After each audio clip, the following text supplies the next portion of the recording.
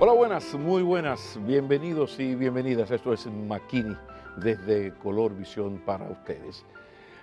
Hay algo que nadie niega y es que nuestro país padece de una grave debilidad institucional que yo he bautizado hace mucho tiempo como arrabalización institucional. Y una de las metas importantes de nuestra sociedad para fortalecer nuestra democracia es precisamente fortalecer nuestras instituciones.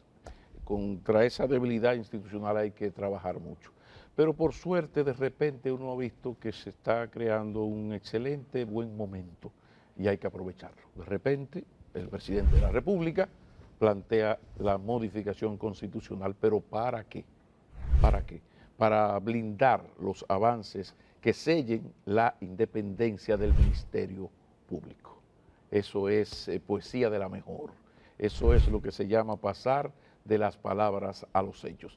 Pero cuando uno está revisando para esta entrevista, revisando notas, dice, pero caramba, qué bien. La Junta Central Electoral va a modificar, va a proponer la modificación de la ley electoral y la ley de partidos. Bueno, ahí está el asunto de la igualdad en los sexos, lo que llaman la paridad, que no es de género, porque género es otra cosa. Género es para el mueble o la silla o el apartamento. Esto, cuando es mujer, hombre es género. Entonces esa paridad de género viene por ahí. Revisar la financiación electoral, que es el centro de las grandes mafias y de la corrupción en este país, porque el que invierte en un proceso electoral después hay que pagarle de alguna manera. Pero también recientemente se aprueba la Ley General de Aduanas. Se está avanzando en el despacho 24 horas. Ya en semanas vamos a tener los rayos X en todos los puertos del país. Y si seguimos buscando, uno comienza a buscar y se va a encontrar con que, caramba, están pasando cosas interesantes. Incluso el mismo presidente tiene 12 propuestas, que de eso llevarse a cabo y de blindarlo bien blindado, bueno, sería casi una reinauguración, refundación de la República. Entonces, ante esa realidad, uno acude, si es amigo, mucho mejor, pero además de la amistad, acude al conocimiento, a la experiencia. Y como le dijo mi amigo Bartolomé Pujols en una entrevista reciente, le decía que este señor ha estado desde hace muchos años y varios gobiernos en la sala de máquinas de las grandes decisiones del Estado Dominicano. Entonces, si vamos a hablar, por ejemplo, de modificación constitucional y otros temas, pero también no podemos dejar ahí la ley de extinción de dominio, nadie mejor que Olivo Rodríguez Huertas, que nos visita. Gracias por aceptar, hermano. Bienvenido. Muchísimas gracias, Pablo. Es un gusto siempre aquí compartir en Makini. La primera pregunta es la obligada, ¿no? Hay una propuesta de modificación constitucional del presidente, hay una posición del expresidente Fernández que se opone a esto. ¿Cuál es la lectura del doctor Olivo Rodríguez Huertas a este hermoso debate democrático? Yo creo que hay dos cosas importantes que señalar en torno a esas posiciones. Por un lado, hay que saludar que el presidente Abinader le dé continuidad a lo que fue una promesa esencial de su campaña política, porque también los políticos tienen que ir adaptándose a la sociedad y saber que la sociedad cada vez está más vigilante y que las promesas no se pueden quedar como palabras huecas, sino que tienen que llevarse a la concretización. Y eso incluso tiene mucho más valor, Pablo, porque el presidente Abinader ya tiene un año en el ejercicio del poder. Y el presidente Abinader sabe perfectamente los riesgos que se desprenden de un ministerio público independiente y de un ministerio público que puede tener una independencia reforzada, que es lo que él propone. Lo que señala el presidente Fernández, hay un aspecto en que él tiene razón, pero hay otro en que no. ¿En qué aspecto tiene razón? Miren, la reforma constitucional del año 2010 ha sido la reforma más importante de toda la historia del régimen normativo aplicable al Ministerio Público. Por primera vez con suficiencia normativa, se regula el Ministerio Público dentro de la Constitución, dentro del capítulo, del título del Poder Judicial de la Carta Fundamental del Estado. Realmente se declara que es un órgano autónomo, constitucional, con una serie de prerrogativas, en consecuencia ejerce la misma en suficiencia, no está sujeta a órdenes de ninguna otra instancia del poder, pero eso, expresado de esa manera, no deja de ser un poema, si eso no se acompaña de otros mecanismos. Por eso te decía, hay que ver los argumentos en su contexto. ¿Por qué también el presidente Fernández hay que reconocerle un mérito en el proceso de transformación, digamos, del Ministerio Público en el aspecto formal? Bueno, porque él, siendo presidente, se desprendió de la facultad de nombrar todos los fiscalizadores ante los juzgados de paz, todos los procuradores fiscales de las provincias y del Distrito Nacional, todos los procuradores generales de Corte de Apelación, el Procurador General de la República y todos los ayudantes de estas diversas instancias del Ministerio Público. Se desprendió y redujo la intervención del Poder Ejecutivo en la designación de los integrantes del Ministerio Público al Procurador General de la República y una parte de sus adjuntos. ¿Y quiénes nombraban entonces a partir de ese momento a esos fiscales? Bueno, nombrados por él. El Consejo, un cuerpo a lo interno del propio Ministerio Público, exacto, un órgano de gobierno que se llama el Consejo Superior del Ministerio Público, integrado por miembros y además con un mandato de que quienes vayan ingresando a la carrera del Ministerio Público tengan que ser egresados de la Escuela Nacional del Ministerio Público. Algo parecido a lo que pasó en el proceso de reforma judicial, a partir de la Constitución del 94, la designación de la Suprema Corte de Justicia que presidió Jorge Subero Isa, la creación de la Escuela Nacional de la Judicatura, que por coincidencia tuvo a su cargo toda su impulsión el hoy presidente Luis Henry Molina. Bueno, pues ese símil se hace con el Ministerio Público. Ahora bien, ¿cuál es el punto importante donde entra la trascendencia de la propuesta del presidente Abinader? Fíjese, el Ministerio Público funciona de manera vertical.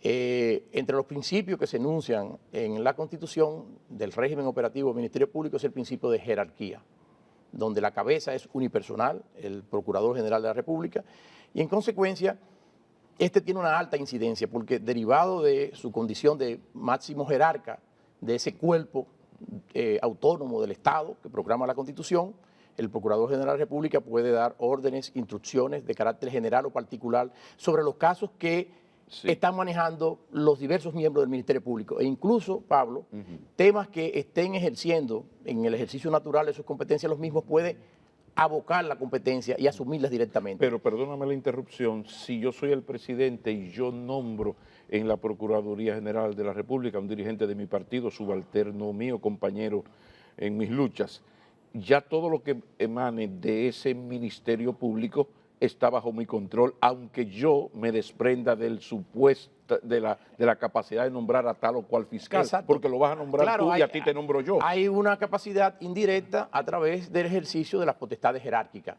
que se desprende respecto del resto, claro, y cuyo incumplimiento puede dar lugar a la aplicación de sanciones disciplinarias, entre ellos la destitución de la carrera administrativa. Entonces te decía, por eso es muy importante esta iniciativa que ha planteado el presidente Abinader en su discurso del primer año. Porque hoy día ese sistema constitucional resulta parcialmente un poema, como yo señalaba, porque el presidente tiene la facultad a su discreción de remover en cualquier momento al Procurador General de la República. Claro. Y el primer aspecto inescindible de un régimen auténtico de autonomía para el Ministerio Público tiene que conllevar que la cabeza del Ministerio Público goce de un régimen de inamovilidad. Hablemos de inamovilidad. Bueno, la inamovilidad lo que implica es que el ejercicio, el desempeño de la función, una vez designado, no se puede revocar la misma con facilidad. La persona goza de un régimen determinado, que pueden ser 2, 4, 6 años. ¿Tu propuesta qué te parece? Yo creo que debiera exceder un periodo presidencial. Exacto. Me parece a mí. Eso por un lado. No es nada extraño, Pablo. Hay en muchísimos campos, no voy a hablar del órgano constitucional autónomo más antiguo de nuestro sistema, que es la Junta Monetaria y el Banco Central de la República del año 1947, sino que me voy a referir que hay muchísimas instituciones donde hoy día los funcionarios gozan de un régimen de inamovilidad. Por ejemplo, en el caso de los órganos reguladores de servicios públicos, ustedes han visto la discusión con órganos como, por ejemplo, la Superintendencia de los Mercados de Valores, los miembros del Consejo de Defensa de la Competencia. Es decir, hay muchos organismos dentro del Estado creados por ley que tienen un vínculo más estrecho en el funcionamiento de la administración cuya dirección le corresponde al Poder Ejecutivo, que están designados por periodo y el presidente no los puede remover. Pero míralo bien mientras que nos ha ido no transcurra el mismo. Pero míralo bien que nos ha ido con don Héctor Valdés Albizu, Eso es que no solo en la realidad, sino en la percepción de la ciudadanía. La gente le ve al gobernador del Banco Central un señor que está ahí para hacer su trabajo y que es independiente del presidente, aunque no deja de tener un vínculo. Pero claro, porque al fin y al cabo todos forman parte del Estado, todos tienen que estar claramente con una visión de Estado, a saber que tienen que coordinar todo, porque el Estado es uno solo y debe haber una armonía. Claro. Ahora bien, pero hacía la comparación con órganos de menor nivel jerárquico, porque el Banco Central es una institución constitucional y la Junta Monetaria tiene autonomía constitucional desde 1947. Me estoy refiriendo a órganos que no tienen autonomía en la Constitución, sino que se le asigna la ley. Por ello es tan importante que el caso de la Procuraduría General de la República, que se habla ya como un órgano ciertamente autónomo, como señalaba el presidente, bueno, hay que fortalecer eso a través de un régimen de inamovilidad. Eso no significa que si comete determinada falta, todo el mundo en el Estado tiene que estar sujeto a la rendición de cuentas y a la posibilidad de su remoción por faltas graves. Ese es otro tema. Siempre habrá un mecanismo de salida para quien tergiverse, desnaturalice lo que es el ejercicio de la autonomía. Entonces, ese es un requisito indispensable. Pero también, Pablo, por esa experiencia que hemos vivido, es necesario que desde la Constitución se consagre que para desempeñar esa alta función en el Ministerio Público, ser cabeza del Ministerio Público, quien vaya a ser designado, haya estado fuera del ejercicio activo político durante determinado periodo, 4, 5, 6 años, etcétera, algo así, porque es la única forma de garantizar eso, como también para evitar exceso de populismo, gente que toma el ejercicio de esas funciones para proyectarse hacia otros fines, hacia otras aspiraciones más altas, como puede ser la de presidente de la República, prohibírsele que pueda desempeñar, que pueda aspirar en el periodo constitucional siguiente, para el ejercicio constitucional siguiente al que sale, a la presidencia de la República. Es una manera de desincentivar y de que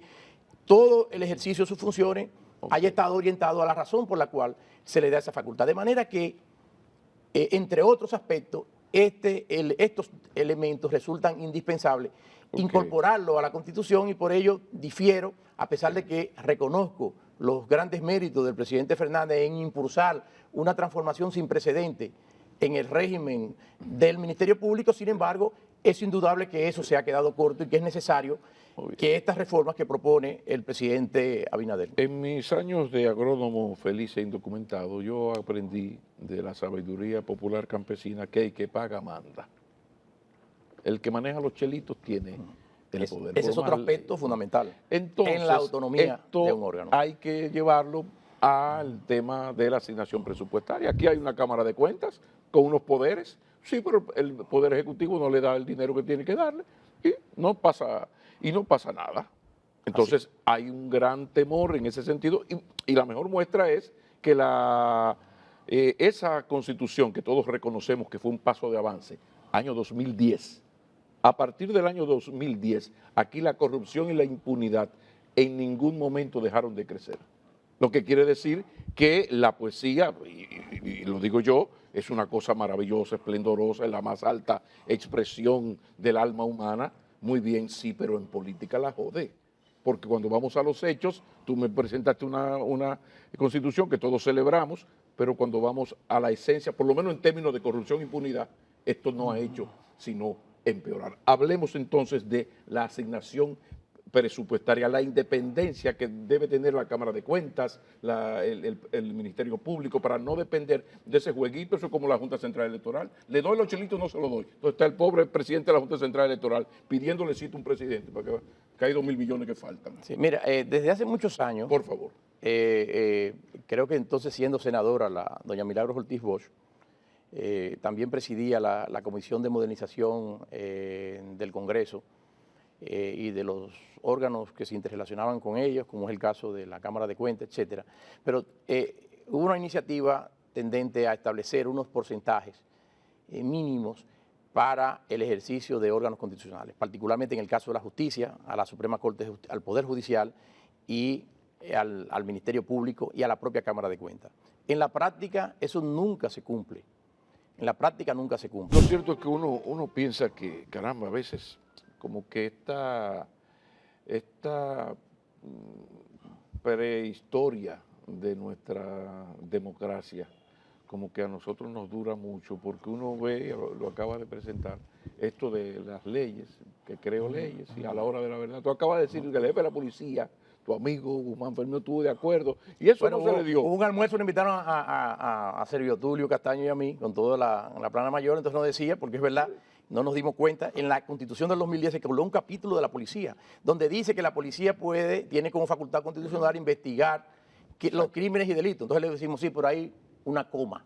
Y dice, bajo la dirección funcional de la autoridad competente. ¿Quién es esa autoridad funcional competente? El jefe de la policía. Entonces, para que no haya duda sí, en una eventual reforma constitucional, hay que eliminar eso para que la policía entienda que esa no puede ser una atribución. El gran papel de la policía como cuerpo está muy vinculado al orden público, pero el protagonismo en todo lo que es investigación de crímenes y delitos tiene que hacerse en el ámbito del Ministerio Público. Pero lo cierto es que esta edad media institucional nos está durando mucho. Pero el tema es fascinante, pero hay otro tema que se trata poco y me llama la atención porque contra la corrupción estamos todos.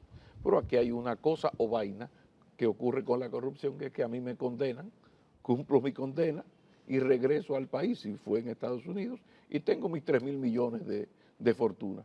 Entonces, alguien se inventó una cosa maravillosa, orgásmica, se llama Ley de Extinción de Dominio. Entonces yo necesito que hablemos de la Ley de Extinción de Dominio, qué es eso, pero además qué tan cerca estamos de tenerla, en qué va a consistir. Hablemos de Ley de Extinción de Dominio. ¿Qué es eso? Bueno, es una figura que ha hecho su aparición en el contexto de la globalización. La globalización no ha sido solo del comercio, la globalización de la economía. Esa globalización, esa flexibilización de las reglas en todos los campos, que implica también no solamente la facilidad del movimiento, de los movimientos de capitales, sí, sino también el movimiento de las personas, ha generado en ese amplio campo de la aldea global una delincuencia que ha sido calificada globalmente como la criminalidad organizada, que es capaz de generar inmensas cantidades de dinero con las cuales se puede subvertir el orden socioeconómico de los países. Se puede atentar contra las buenas prácticas en el funcionamiento de la economía, se puede subvertir el orden político, etcétera. Se puede decidir cosas. La composición del Congreso. Pero perfectamente, hoy día decimos, se dice Pablo, bueno, en el Congreso hay muchas provincias, muchas comunidades donde son personas que no eran las clásicas, las tradicionales, y han surgido con grandes poderíos. Quizás esto tiene mucho que ver con cosas que pasaron hace 20 años, 20 y tantos años. Dominicanos que se dedicaban al tráfico de drogas en los Estados Unidos. Cumplió su condena algunos quedaban presos, pero otros iban enviando, cuando eso las regulaciones sobre lavado de dinero o no existían o eran absolutamente muy débiles, mandaban su dinero aquí a sus familiares, amigos, asociados, a los padres, y a su vez con ese patrimonio se iban fomentando empresas, muchas vinculadas con los temas de juego, banca. Y no es muy ambiciosa esa ley, porque ahí bueno, pero yo te voy a explicar el concepto. Vía declaración jurada de bienes, ahí se podría como armar un lío.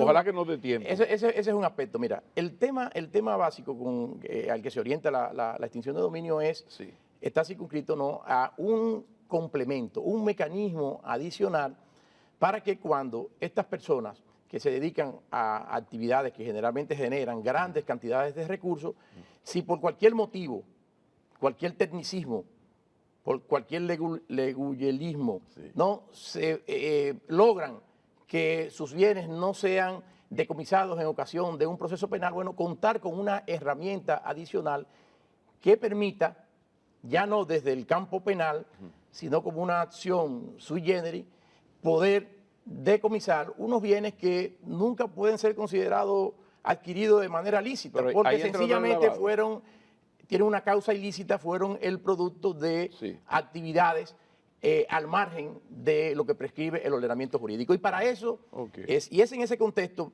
que desde el año 1988 Naciones Unidas comienza a promover una serie de legislaciones homogéneas para todos los países, en el que no solamente el delito del que proceden las actividades deben estar regulados de una determinada manera, sino que se ataca duro a los recursos que se derivan de la misma. Se pone el acento y allí comienza a hablarse mucho de lavado de dinero. La primera de esas convenciones fue la Convención de Viena de 1988 sobre narcotráfico. Ahí donde se incluye el lavado de dinero proveniente del narcotráfico. ¿Eso tiene alguna relación con el éxito del narcotráfico colombiano a la época Pablo Escobar, Bueno, la expresión extinción, aquellos cárteles? Esa expresión extinción de dominio justamente viene en América Latina, cobra un gran protagonismo. En los países sajones, Estados Unidos, Inglaterra, le llaman decomiso civil, pero la expresión extinción de dominio surge en Colombia porque uno de los problemas que se derivan de los carteles, por ejemplo, el caso Pablo Escobar muere, no es juzgado, nunca fue condenado, sus bienes no fueron decomisados, entonces todos esos recursos estaban ahí. Y entonces surge esta figura, se crea esta figura, extinción de dominio, es extinción del derecho de propiedad. Los españoles, como la mayor parte de los países de Iberoamérica, siguieron la codificación civil española, que le llaman al derecho de propiedad, a la propiedad le llaman el dominio. Entonces, por eso es extinción de dominio. Aquí pudiera traducirse como extinción del derecho de propiedad. Entonces, se crea un mecanismo adicional para, sin necesidad de juzgar a la persona, porque no se va a condenar, lo que se va a juzgar es la ilicitud de la adquisición de ese bien o la utilización de ese bien en actividades criminales. ¿Y los límites? En un proceso cuyo único objetivo es decomisar el bien. Ahora bien, hay un proceso. En un Estado de Derecho yo no puedo decretar, como se decía aquí. Aquí se ha vendido mucho y quizás es un daño que desde el punto de vista de la discusión política se ha suscitado decir, bueno, con la extinción de dominio ya le quitamos los bienes a los ladrones. Eso no es así. Explica. En primer lugar, por lo que yo decía, una cosa es que esta ley de extinción de dominio, en su dominio natural, es un complemento. Lo primero que debe hacerse es, si una persona, producto de una actividad ilícita, tráfico de droga, corrupción, tráfico de personas, tráfico de órganos, es decir, todas estas actividades que entran dentro del concepto de la criminalidad organizada a escala global, si en los procesos penales, donde deben ser condenados a penas de cárcel y ordenarse el decomiso de los bienes producto de esas actividades, si eso no se logra, si eso se extingue, entonces se cuenta con un mecanismo adicional que conlleva también un proceso. Lo único que el proceso no va a afectar ya la libertad de esas personas. Pero eso es posterior a una condena. O sea, tiene que existir la condena para luego que tú, o no. Lo que pasa es que en muchas ocasiones, Pablo, por distintos motivos, un proceso penal se inicia, pero no puede continuar. Por ejemplo, si la persona se escapa y se esconde por ahí, no hay forma de... Pero, sin embargo, están la familia, los allegados, los relacionados que están vinculados. No lo encuentro. Hay personas que pueden invocar y pueden salir con éxito en un proceso penal porque prescribió la acción o prescribió el proceso penal, está sujeto a unos tiempos. O la persona no fue condenada, no porque no fuera culpable, sino porque las pruebas no fueron suficientes. Pero la suficiencia probatoria en un proceso penal es más estricta que la suficiencia probatoria que se necesa para un juicio de extinción de dominio. La ley tiene poder para actuar en esos casos, sin la sentencia. Exacto. Entonces, la autoridad que sea facultada por la ley de extinción de dominio para perseguir esas acciones, puede iniciar un proceso para declarar la ilicitud de la adquisición de ese bien y ordenar su decomiso en provecho del Estado. Pero eso es un proceso que va a tener primera instancia, apelación, Suprema Corte de Justicia, recurso de casación, etcétera. Un proceso. Lo único que eso no es cárcel, Claro, eso no es cárcel, es mi cuarto que yo quiero, el Estado necesita por eso su es que es una acción sui generis. Mira, quien mejor, de todas esas convenciones, Sí. te mencioné la Convención de Viena, pero luego en el año 99 hubo la Convención de Palermo contra la delincuencia organizada transnacional, y en el 2002 vino la Convención de Mérida contra la corrupción, Convención de Naciones Unidas. Es en la Convención de Mérida contra la corrupción, precisamente, donde se pone énfasis en que exista esta figura del decomiso civil de los países sajones y de la extinción de dominio como la ha popularizado, se ha popularizado en Colombia. Y justamente establece que los estados firmantes de esa convención, entre ellos la República Dominicana, que la recomendó, deben establecer un mecanismo para que cuando por cualquier motivo el proceso penal no haya podido concluir con el decomiso de bienes que fueron adquiridos producto de actividades, de actos de corrupción, entonces en esos casos, en esos supuestos, pueda hacer un proceso de decomiso civil, un proceso de extinción de dominio, de extinción del derecho de propiedad.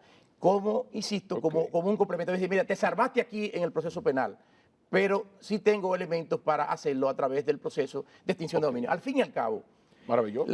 La naturaleza de la política criminal en el tema es privar a los delincuentes, sobre todo la delincuencia vinculada a la criminalidad organizada, a privarlo del uso y disfrute del poderío que se desprende de contar con estas inmensas fortunas que te pueden cambiar el destino de unas elecciones, que te pueden determinar quiénes son las autoridades locales en tu distrito municipal, en tu municipio, en tu provincia, que puede determinar la integración y conformación del Congreso. Y han habido países donde el producto de recursos derivados del crimen organizado, hay personas que han llegado hasta la más alta magistratura del Estado. Yo tengo algo que me llama la atención porque sé los años que aquí se ha estado jugando con eso, haciendo intentos, una vez una comisión, sabemos nuestro nivel de dependencia y el control que tiene el Departamento de Estado estadounidense sobre el Estado dominicano, y me llama la atención que esto, que es una iniciativa muy global, pero con una marca norteamericana más que evidente, ¿no? En la República Dominicana esto no se ha aprobado todavía. Ya los americanos ya no son lo que eran. Sí. Ya la USAID no tiene los poderes de antes. Los medios al servicio de USAID no hacen su trabajo. ¿Qué está pasando que esto no se ha aprobado? Bueno, ha habido mucha mutación en la vida pública y en la representación política que tiene que tomar estas decisiones. Hay muchos afectados. Mira, la figura fue prevista con ese nombre de extinción de dominio en la Constitución del año 2010. Fue una iniciativa del entonces senador Francisco Domínguez Brito. Se aprobó en la primera lectura. En la segunda lectura, recuerdo que me llamó una noche Pelegrín Castillo, que tuvo que librar una batalla. Francisco no estaba participando en esas sesiones porque por problemas de salud estaba siendo operado en los Estados Unidos, de divertículos, creo, cuando estuvo con aquella condición. Pelegrín Castillo tuvo un enfrentamiento tremendo esa noche porque en segunda lectura intentó sacarse esa previsión de la figura de la extinción de dominio y quedó en el texto constitucional. A partir del año 2012 han habido diferentes iniciativas que se sometieron. Fue aprobada la ley en varias ocasiones en el Senado, pero en la Cámara de Diputados no. Porque, Pablo, mira, es que hay muchas cuestiones. Bueno, allí no sé si era por un tema ya de la lucha política a lo interno del Partido de la Liberación Dominicana, que tenía los votos para poder aprobarla, pero ese tema de facciones en el Senado era aprobado en la Cámara de Diputados no. Este asunto genera mucho resquemor. ¿Hasta qué punto tiene que ver? Mira, Pablo, yo, por ejemplo, participé en una actividad con un gremio empresarial no hace mucho, y entonces estábamos desgranando la situación. Realmente, de los proyectos que he visto que están circulando en las cámaras, hay que tener un poco de cuidado y hay que quizás enmarcar este asunto, para no crear un problema colectivo de inseguridad jurídica, para no poder destapar en determinado momento una caja de Pandora persecutora. Esto es muy, muy delicado. Debe estar circunscrito a determinados delitos que fue para los que fue concebido. Los grandes delitos en torno a la criminalidad organizada transnacional y dentro de ello el tema de la corrupción, pero no con carácter general. Mira, ¿Y no por ejemplo, será yo que preguntaba, son- ¿cuántas Ajá, está bien. amnistías fiscales han habido Ajá. desde la primera administración del presidente Fernández a la fecha? 5 o 6. Ajá. En todas esas leyes siempre se establece, mire, esto es, usted arregla su mundo, su pasado con el fisco, se pone al día, pero esto no libera en lo que se refiere a ningún tipo de ilícito penal. Bueno, pues todas esas personas que se han acogido, porque también, que es uno de los aspectos más discutidos, Cristóbal Rodríguez, Nace Perdomo, Wanda Perdomo, hay muchos juristas que han dicho, miren, se le quiere dar efecto retroactivo. Entonces, al tema, entonces, digo, bueno, todas esas personas que se acogieron a esa extinción, ahí tienen todos sus datos porque confesaron a la administración, mire, yo voy a pagar tanto, pues yo todo viene. Entonces, todo eso pudiese Pero ser si hay borrón y objeto cuenta nueva, no prima tiene facie de sentido. una investigación para Ajá. abrir un proceso de extinción de dominio. Pero dígame usted, Pablo, por ejemplo, Ajá. con el tema de las declaraciones juradas, Ajá. de la gente que sale, de la gente que entra. Yo, por ejemplo, tú comienzas, ya los patrimonios son grandísimos, de miles de millones, de 700 millones, de 800 millones, de 500 millones, de 400 millones, etcétera. Cuando tú coges todo eso... ¿Y usted paga impuestos por eso? Entonces, no, entonces magistrado? usted va a ver, usted hace esa declaración jurada que está depositada en la Ajá, Cámara bien. de Cuentas. Entonces tú vas y ven acá, Bien. vamos a impuesto interno, que hay que hacer una declaración anual de las personas. Entonces dice, ¿y cuántos? Entonces usted ve que esas personas tienen varios cientos, varios miles de millones, y dice, no, su patrimonio eran 78 millones, 80 millones, 100 millones. ¿Y cómo esto? Entonces, eso llama la atención inmediatamente para abrir un Pero proceso de extinción de si dominio. hubiese voluntad política, se podría recuperar muchísimos bienes para el Estado. Solamente con eso yo declaro, Bueno, en el contexto 3.000 millones. en el contexto de una ley de extinción de dominio, por ejemplo, ¿Y dónde están los el chelitos tema, de esto? el tema de las declaraciones juradas de bienes Sí. de los funcionarios es el primer elemento. Es decir, mire, esta es mi declaración, estos son todos mis bienes, y entonces yo veo el año pasado cuánto usted tenía, y el año anterior a ese cuánto usted tenía, o sea, y esto, pero esto no pagó, y cómo usted tributó, y ese ingreso, ¿dónde estuvo? Por allí podría ser aplicado. Por eso te digo, esto tiene que ser muy cuidadoso, debe estar circunscrito a los ámbitos que están previstos, y el sistema nuestro tiene el problema, se ha utilizado, se dice, mire, no es un problema de retroactividad, porque la ley de extinción de dominio es una ley de procedimientos, un mecanismo procedimental para llegar al decomiso de un bien que nunca fue válido, porque cuando usted adquiere algo, todo contrato tiene que tener una causa lícita, y si la causa de ese contrato es un ilícito penal, entonces ese contrato nunca ha sido válido, está sujeta a las prescripciones ordinarias. Entonces, ahí está el tema, porque la Constitución nuestra establece que ninguna ley puede tener efecto retroactivo, ninguna ley, excepto si es favorable al que está sub judice, sometido a la justicia, o cumpliendo condena. Fuera de ahí no se le puede dar efecto retroactivo. Ahora bien, O sea, en que hay un términos- borrón y cuenta nueva con Exacto, esto. pero en términos de incentivo, bueno, desde el punto de vista no del hecho penal principal, pero... Si yo me acogí Sí, y limpié todo aquello, Entonces, ya. eso genera un tema que pone a pensar, por ejemplo, a la actual administración y al actual partido de gobierno Ajá. que está promoviendo esto. Es decir, entonces, ¿qué incentivo hay para que esto se aplique a partir de mi periodo?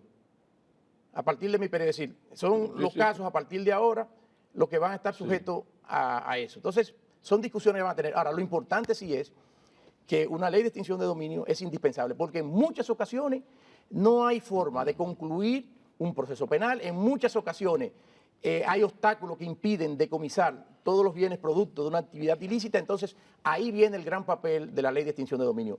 Es un complemento, te salvaste ahí, pero todavía yo he estado cuento con este mecanismo, porque yo no puedo permitir que patrimonios de origen ilícito sirvan para transformar, sirvan para pervertir el funcionamiento del orden socioeconómico y político del país. Todo parece indicar que los posibles afectados por la aprobación y aplicación de esa ley siguen siendo sumamente poderosos. Será en la empresa, en los partidos, en el Senado, en la Cámara, en algún lugar, porque la verdad es que a mí me resulta sumamente extraño que esto, que es muy promovido por el Departamento de Estado en los países iberoamericanos y aquí, pues no ha habido manera. Lo cierto es que es un tema fascinante y habrá una segunda parte. Y nosotros Muchísimas tenemos un gracias. compromiso derivado de la Convención de Viena Claro. sobre